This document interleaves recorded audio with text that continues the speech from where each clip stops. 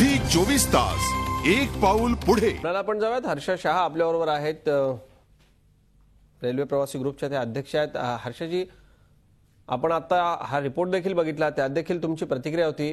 पुणेकरांना कायम वाटण्याचे आक्षेप लावले जातात रेल्वे बजेटमध्ये, असा पुणेकरांचा कायम आरोप आहे।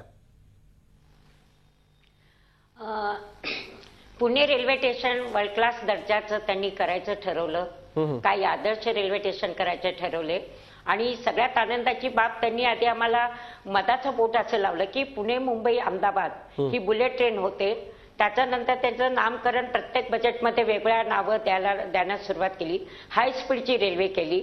आणि आता मुंबई आणि अहमदाबाद ह्याच्या कॉरिडॉरचं काम सुरू होते आणि पुणे आणि मुंबईचा जो वडाळा भागाचा घाट सेक्शन आहे, म्हणजे लोणावळा ते कर्जत, तर तो घाट सेक्शन आहे, त्याची टेंडर निघाली तरी सुद्धा ते अवघड घाट सेक्शन आहे असं म्हणून सध्या ते त्याला वगळून टाकण्यात आलंय।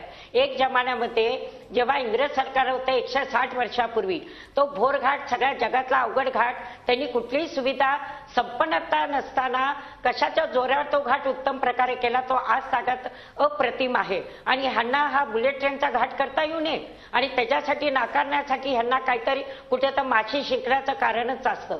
इतकंच नव्हे, ते पुणे ते अहमदाबाद, दिल्ली आणि हावडा ह्या ज्या दुरंत आहेत, ह्यांना रोज करायला नको का?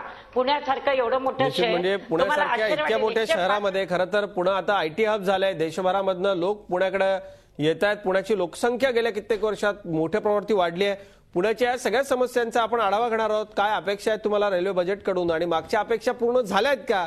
झी 24 तास एक पाऊल पुढे।